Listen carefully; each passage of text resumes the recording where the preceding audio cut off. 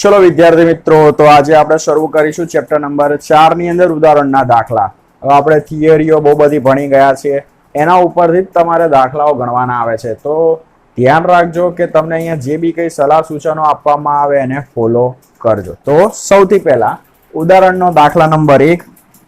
વરસાદ શિરોલંબ દિશામાં 35 મીટર પર સેકન્ડની ઝડપથી પડે છે. થોડા સમય બાદ હવા 12 મીટર પર સેકન્ડની ઝડપે પૂર્વથી પશ્ચિમ દિશામાં ફૂંકાવા લાગે છે.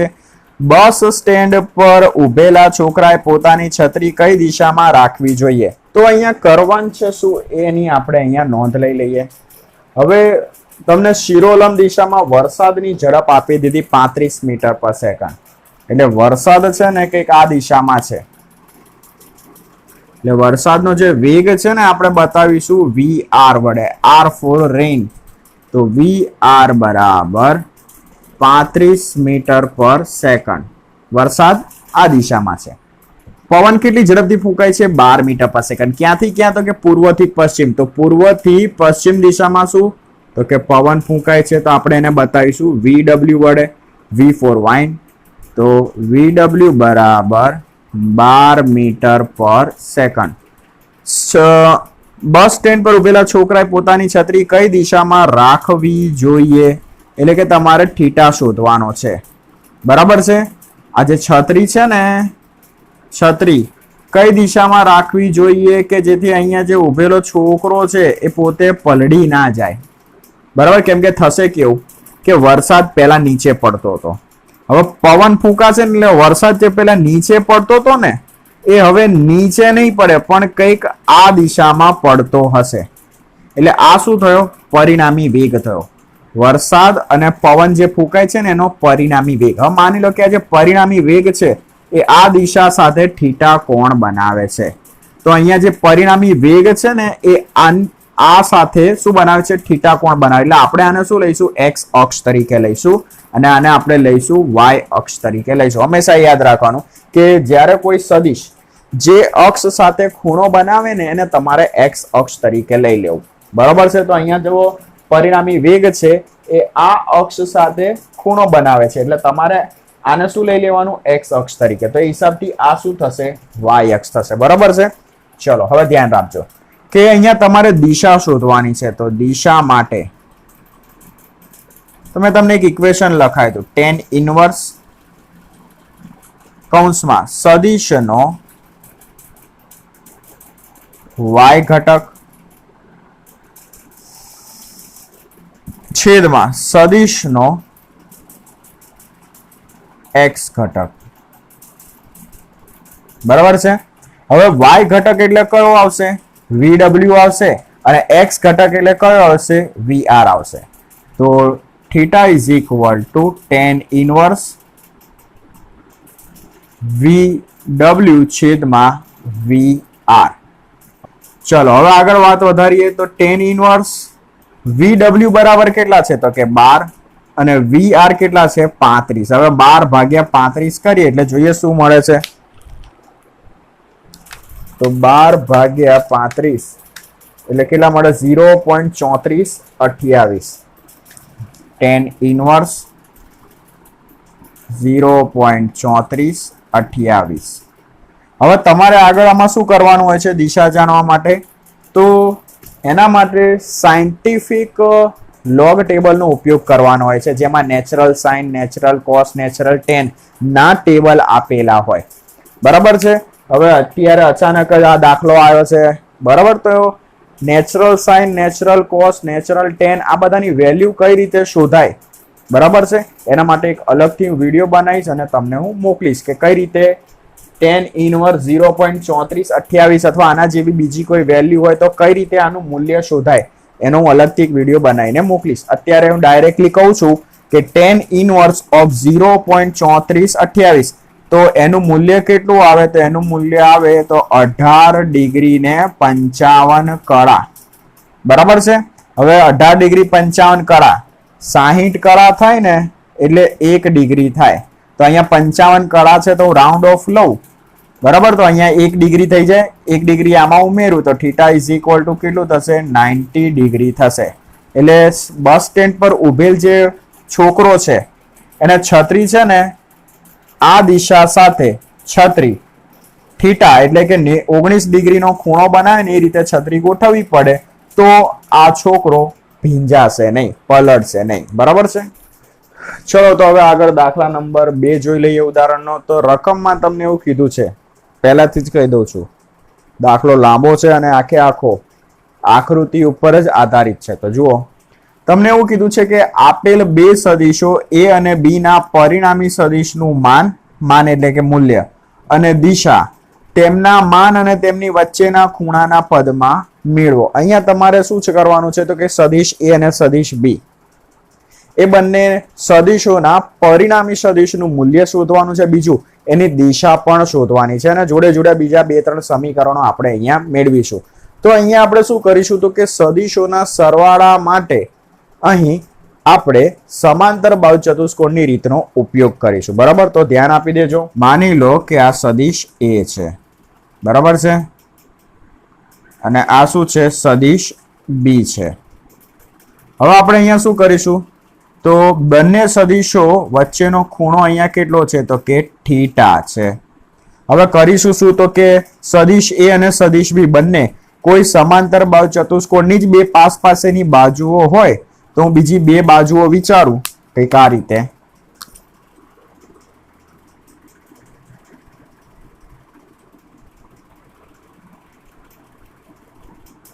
બરાબર. તો આ શું થઈ ગયો? સમાંતર બાહુ ચતુષ્કોણ. હવે એમાં હું વિકર્ણ દોરીશ ને, વિકર્ણ દોરીશ એટલે મને શું મળશે? યાદ કરો, પરિણામી સદિશ મળશે મને. તો હવે આપણે અહીંયા દોરીએ વિકર્ણ. આ વિકર્ણ મને શું આપશે? પરિણામી સદિશ R નું મૂલ્ય. હવે અહીંયા સમાંતર બાહુ ચતુષ્કોણનું આપણે નામ આપી દઈએ તો O P S T. બરાબર છે. હવે જુઓ, તમને ખબર હશે કે સમાંતર બાહુ ચતુષ્કોણ હોય તો સામસામેની બાજુઓ બધી કેવી હોય? સરખી. જેમ કે આ સદિશ A તો આ પણ શું થાય? સદિશ A. આ સદિશ B છે તો આ પણ શું થશે? સદિશ B થશે. ચલો હવે અહીંયા જે બિંદુ S છે ને એના ઉપર હું અહીંયા લંબ દોરીશ. તો જુઓ,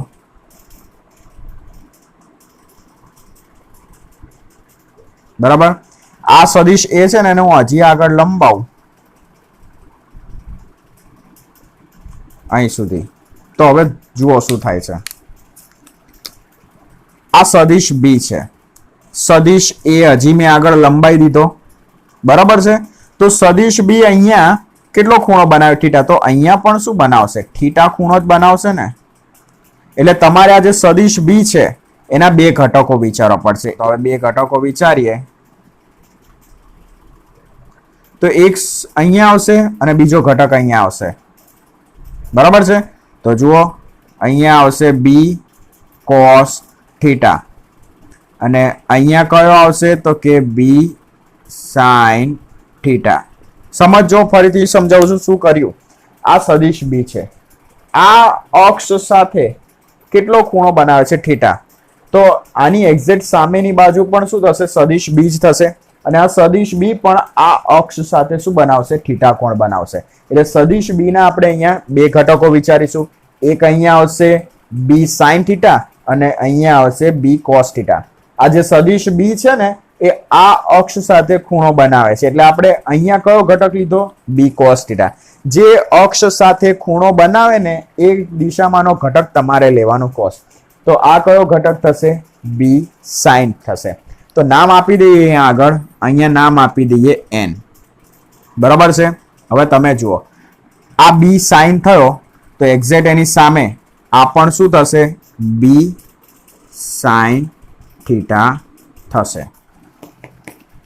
હવે અહીંયા ખૂણો આપી દઈએ આલ્ફા, અહીંયા ખૂણો આપી દઈએ બીટા. બરાબર છે. ચલો હવે અહીંયા આપણે સૌથી પહેલા શરૂઆત ક્યાંથી કરીશું? પહેલા થોડું અહીંયા આકૃતિ ઉપરથી બધું લખી નાખીએ. SN. SN એટલે શું થશે? B sin theta. પછી PN. તો PN બરાબર શું થશે? B cos theta. પછી અહીંયા નામ આપી દઈએ તો Q નામ આપી દઈએ આ બિંદુ પાસે. તો તો PQ, તો PQ એ કોના બરાબર છે? SN બરાબર છે. તો અહીંયા હું લખી શકું PQ. પછી OP, તો એ શું છે? એ જ છે. OT, એ શું થશે? તો કે B થશે. બરાબર છે. ચલો, આ આપણે આકૃતિ ઉપરથી લખ્યું. હવે શરૂઆત કરીએ આપણે.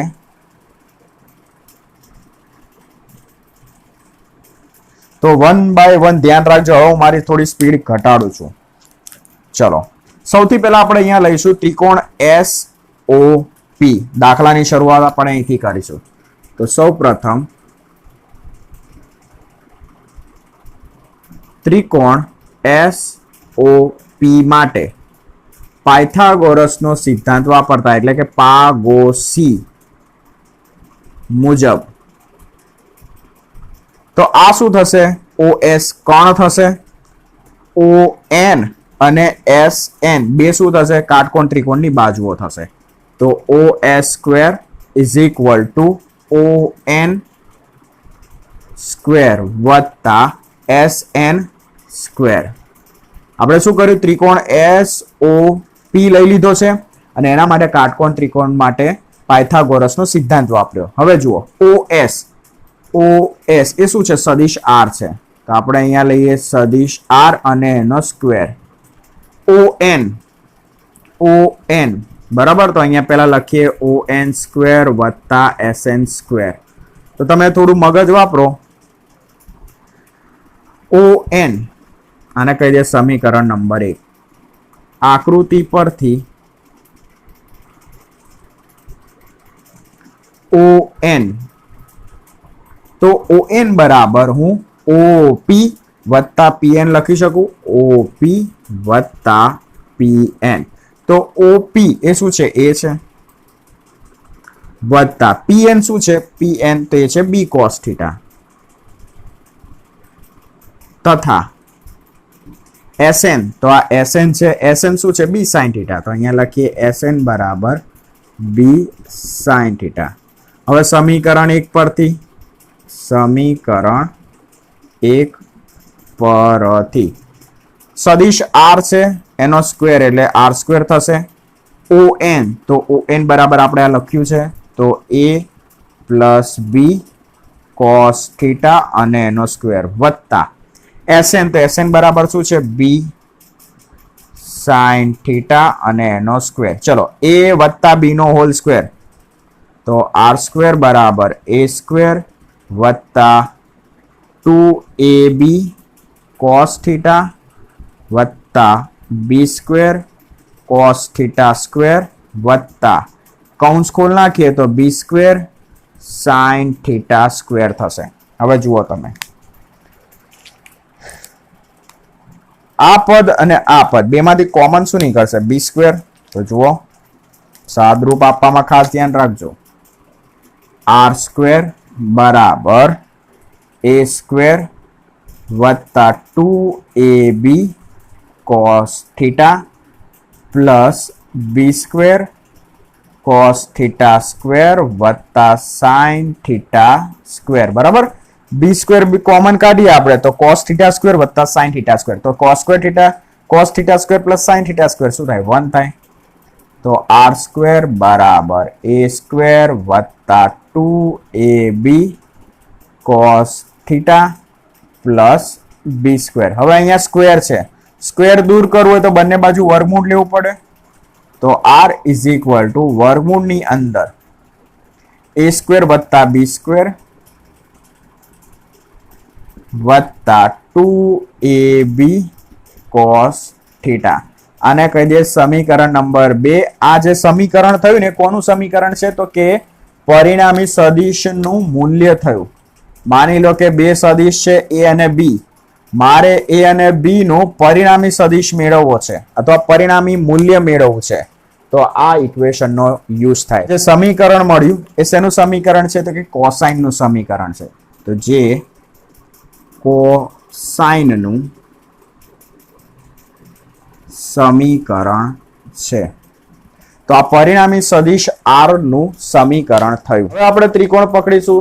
તો SPN બરાબર છે. ચલો હવે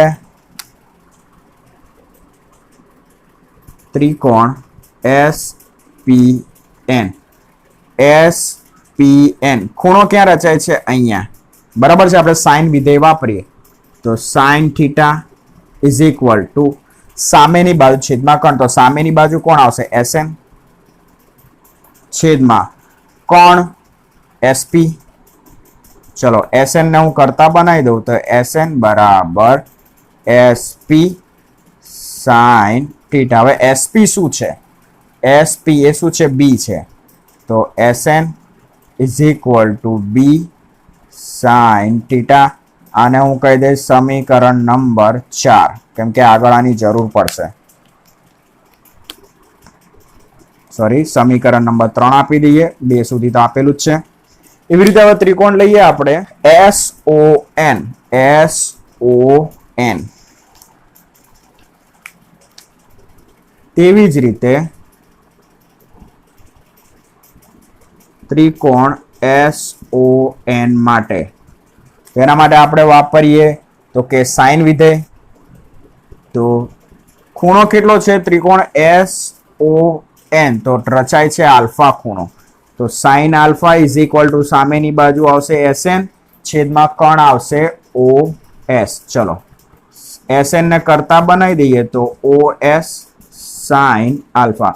OS એ શું છે? R છે. તો જુઓ શું થાય છે. તો SN બરાબર R સાઇન આલ્ફા. આને નંબર આપી દે સમીકરણ નંબર 4. સમીકરણ 3 ને 4 જુઓ, ડાબી બાજુ કેવી છે? બંનેની સરખી. તો સમીકરણ 3 અને 4 સરખાવતા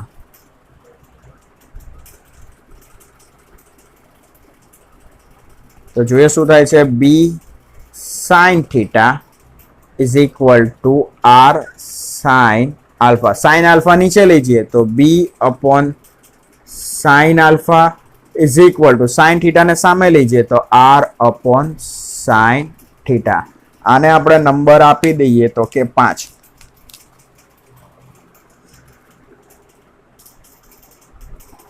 આ 5 નંબરનું સમીકરણ. હવે આપણે ત્રિકોણ પકડી લઈએ MOP. તો અહીંયા તમે જુઓ, આ જે ON છે એના ઉપર આ લંબ થયો, તો અહીંયા નામ આપી દઈએ P. અહીંયા કાટકોણ રચાશે તો સોરી અહીંયા આવશે M. તો MOP એના માટેની વાત કરી લઈએ. હવે આપણે આગળ શું કરીશું તો ત્રિકોણ લઈ લઈશું MOP. હવે ધ્યાન રાખજો કે અહીંયા કાટકોણ ત્રિકોણ રચાય છે. બરાબર છે. થોડું વ્યવસ્થિત કરીએ તો અહીંયા કાટકોણ ત્રિકોણ રચાય છે. તો આ શું થઈ? OM અને MP બે બાજુઓ થઈ. તો OP શું થશે ખબર? કર્ણ થશે. કર્ણ થશે. બરાબર.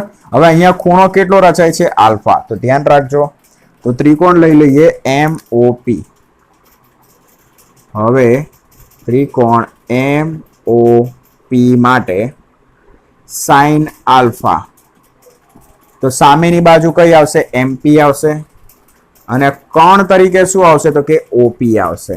ચલો MP ને કરતા બનાવી દઈએ તો OP સાઇન આલ્ફા. તો OP કેટલા છે? તો કે A સાઇન આલ્ફા. કોના બરાબર? તો કે MP બરાબર. તો આને આપણે સમીકરણ કહી દઈએ 6. એ જ ત્રિકોણ પકડી લઈએ MSP. બરાબર છે. MSP. તો જુઓ, તો એમાં તમે જોશો કે ખૂણો ક્યાં રચાય છે ત્રિકોણમાં? MSP. તો અહીંયા ખૂણો રચાય છે બીટા. બરાબર છે.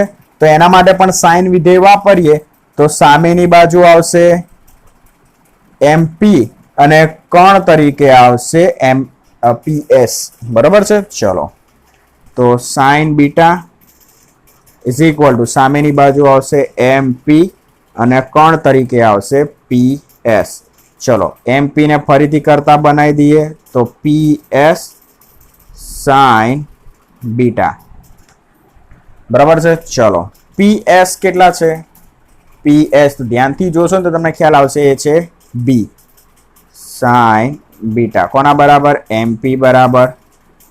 આને કહી દે સમીકરણ નંબર 7. 6 અને 7 માં ડાબી બાજુ સરખી, તો 6 અને 7 સરખાવતા તો a sin આલ્ફા બરાબર b sin beta. sin beta સામે જવા દઈએ તો a છેદમાં sin beta is equal to b છેદમાં sin આલ્ફા. આના નંબર કહી દઈએ 8. હવે જુઓ, કરામત જુઓ, આ બધું આપણે શેના માટે કર્યું તો હવે તમને ખ્યાલ આવી જશે. અને સમીકરણ જુઓ 5. તમે જોશો કે b sin આલ્ફા બરાબર છે. તો હું આ બંને સમીકરણ હવે ભેગા કરીશ. જુઓ, સમીકરણ 8 અને 5 સરખાવતા સમીકરણ 8 અને 5 પરથી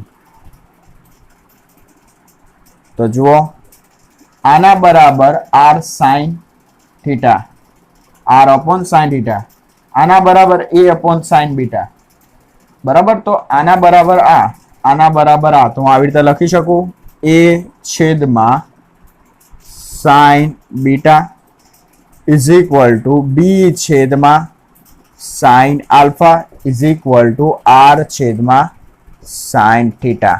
આને કહી દે સમીકરણ નંબર 9. આ જે સમીકરણ નંબર જે 9 છે ને એને શું કહે ખબર? સાઇન નો નિયમ કહેવાય. જે સાઇન નો નિયમ છે. ચલો હવે આપણે શું કરીશું તો આગળ જુઓ, ફરીથી ત્રિકોણ આપણે પકડી લઈએ SON. ત્રિકોણ SON માટે આપણે tan વિધેય વાપરીએ. હવે તો tan, હવે SON ખૂણો કેટલો છે આલ્ફા, તો tan આલ્ફા. તો સામેની બાજુ આવશે SN છેદમાં પાસેની બાજુ આવશે ON. તો SN કેટલા છે? b sin theta. ON કેટલા છે? તો ON તો OP વત્તા PN હું લખી શકું. તો b sin થીટા છેદમાં OP કેટલા છે? a વત્તા PN કેટલા છે? તો કે b cos થીટા. તો આ શેનું સમીકરણ? tan આલ્ફાનું સમીકરણ. ઘણી બધી જગ્યાએ આપણે આનો ઉપયોગ કરવાનો આવશે, તો આ બધું તમારે યાદ રાખવું. અને સમીકરણ કહી દઈએ 10. તમારે આમ તો ખાલી પરિણામી સદિશ r અને એની દિશા જ જાણવાની હતી, પણ દાખલાની અંદર તમને બીજા ઘણા બધા સમીકરણો જે તમને આગળ ઉપયોગમાં થશે એ બધા આવી ગયા. બરોબર છે. તો દાખલો આ 3 થી 4 વાર જોવો પડશે, કેમ કે આકૃતિ ઉપરથી જ આખો દાખલો છે. એટલે બને એટલી વાર વધારે જોજો. ભલે વારંવાર જોવાની જરૂર પડે, પણ જોજો તો જ તમને આવડશે. બરોબર છે.